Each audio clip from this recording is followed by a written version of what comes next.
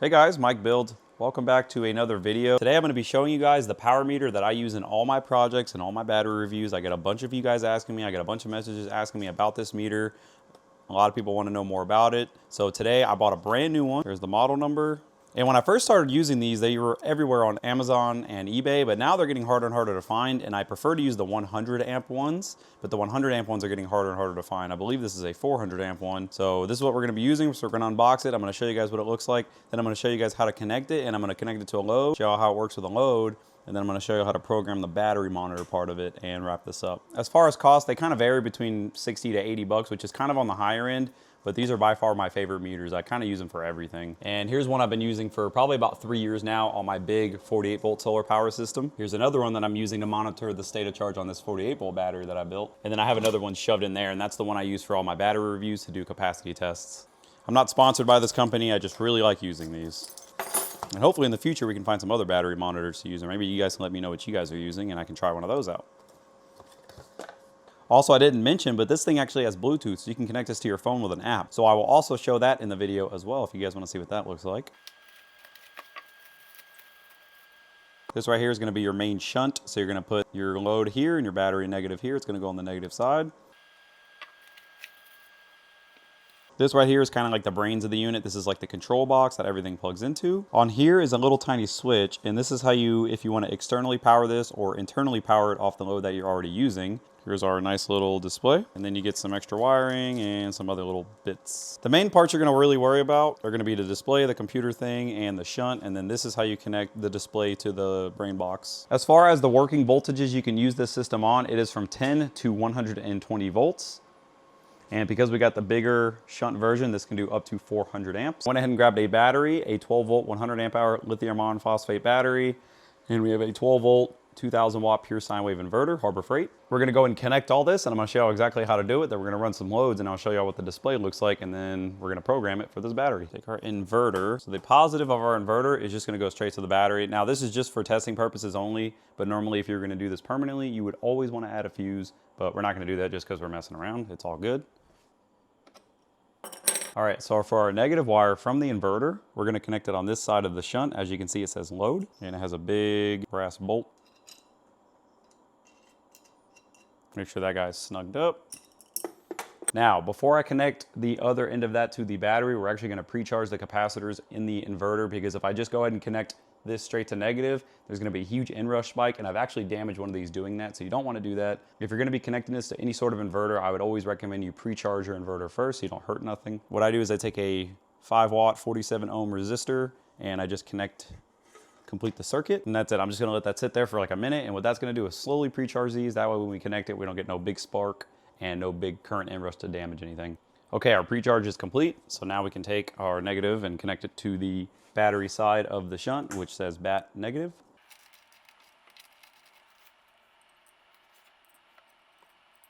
I still got a little bit of a spark. I guess I didn't wait long enough. It wasn't as big of a spark, but.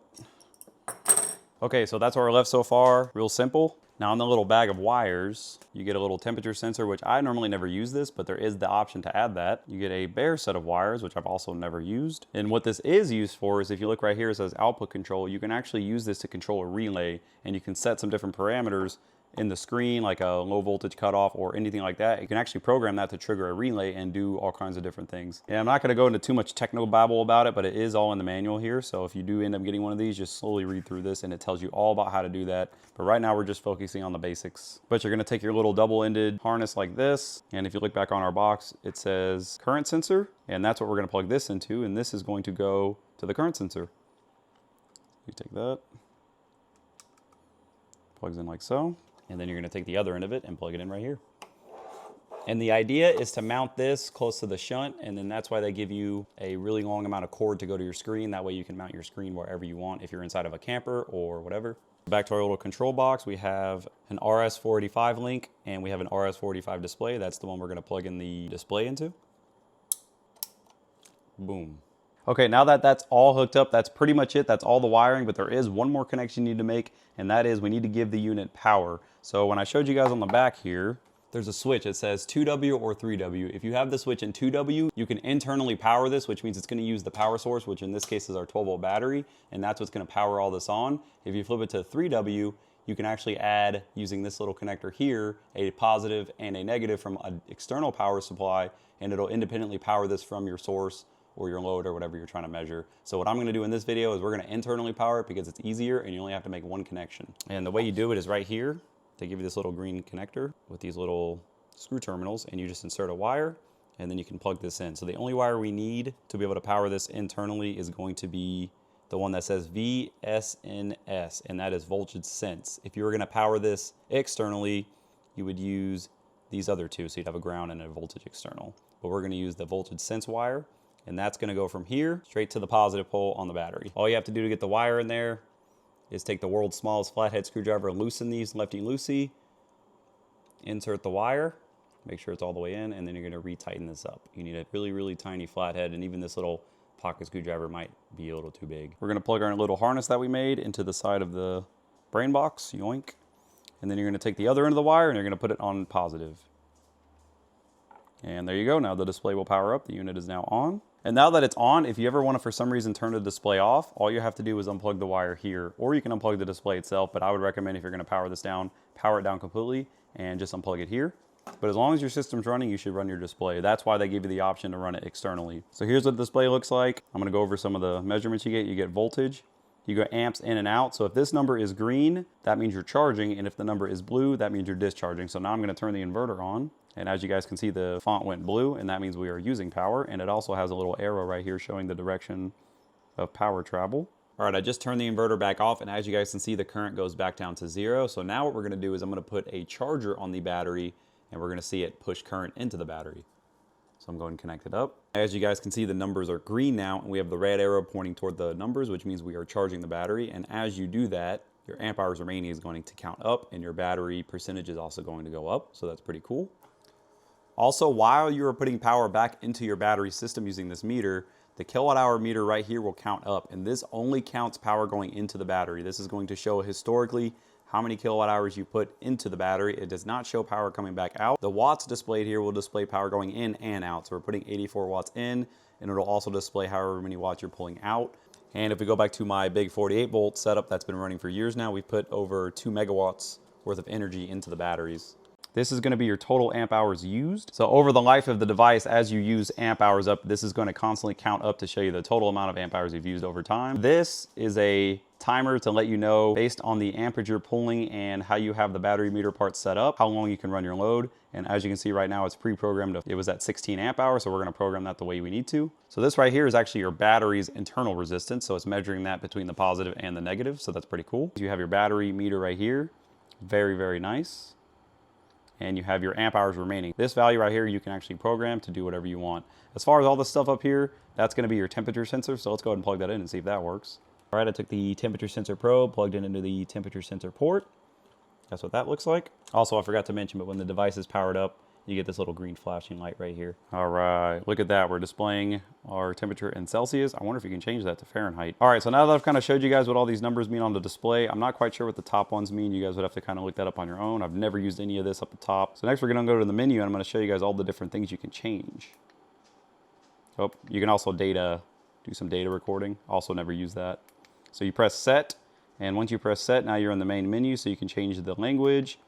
Clearing current and clear data, that's how you zero out everything in the meter. So if you want to reset it, right here's your amp hour preset. So we're going to go ahead and change this to 100 amp hours because we have a 100 amp hour battery. So all you got to do to set it is hit OK, and it's going to change your decimal point. So we're going to go over here, bam. So now we're at 100 amp hours. So now that that's locked in, we can go down one. We can set the amp hour remaining to 100, and this is going to be your battery percentage meter. Bam, hit OK. So now that's set to 100. Let's go look at it. And there we go. So we have 100 amp hours and we have 100% remaining, and it's already counting down because the inverter is running. Next, we have your brightness. LVP is low voltage protection. So if you want to program in the little relay feature that I was showing you guys earlier where you can control a relay, this is where you're going to set all that. So you have low voltage protection, over voltage protection, over current protection, negative over current protection, and we have positive over current protection. We have over current protection positive and over current protection negative, which I guess you can do on either circuit. I'm not sure how I would know that, but interesting to see. And then we have overpower protection. So you can actually set that in watts. So for example, if you don't want to overload your inverter or your battery, you can set that to a predefined amount and have some sort of alarm or whatever you want to have set up. Over temperature protection, recovery time, standby time, voltage calibration. So if your voltage meter is off for some reason, you can actually calibrate it using that. Same thing with the current, same thing with the temp, relay mode, and then a restore all. And that's it, guys. That's the whole menu. Okay, guys, as far as the phone app is concerned, I'll show you what the app looks like. I got it to work. So it's this little app right here called VA. You click on that, and then all you have to do is hit search, find your device. I actually have 3 of these running right now, but I believe mine was this one. And there you go. So as you guys can see, you get quite a bit of, pretty much all the same information you get on that little display you can get here. And you even get some little dials, so that's pretty cool. So I'm gonna go ahead and turn the inverter on. Actually, we're gonna connect a load to this. I need to charge a tool battery. Let's do that. All right, there we go. We have a little load going. That's what our display looks like. And now that we've programmed in the amp hours correctly, it's going to give us the time remaining. So we could run this 6 amp, 7 amp load or 95 watts for about 14 hours. And then here it is on the phone app. Same thing. It tells you pretty much all the same information. Pretty cool. And it seemed like it updates really fast. So here. You can also plot curves. So you can do like real-time voltage, current, or historical curves. Never messed with any of that personally, but that's pretty cool. Something you guys can play with maybe. And then also there's some settings in here. More than likely, these are the same settings that you can mess with in the screen itself. But yeah, guys, that's really it. Well, guys, that's pretty much it. There's really not much more I can show you guys about this meter. I mean, it's pretty simple, but it is one of my favorite. And the main reason being it's so easy to program and it has this really nice display. And the fact that I've had one going now for years and years and years, and I've had 0 issues with it. This is my go-to for any sort of battery monitoring project or anything like that. So if you're building a battery box and you want a really reliable way to monitor your battery system or whatever you're really doing for anything power related, this is definitely what I would recommend. There are some other ones on the market that I want to try that I have not tried yet, but I had a lot of people asking me about this specific meter, so I figured I'd give you guys a whole video about it. So let me know what you guys think. I guess that's gonna do it for right now. If you guys have any more questions, post them in the comments and I will get back to you guys like I always do. And I'll see you all in the next video.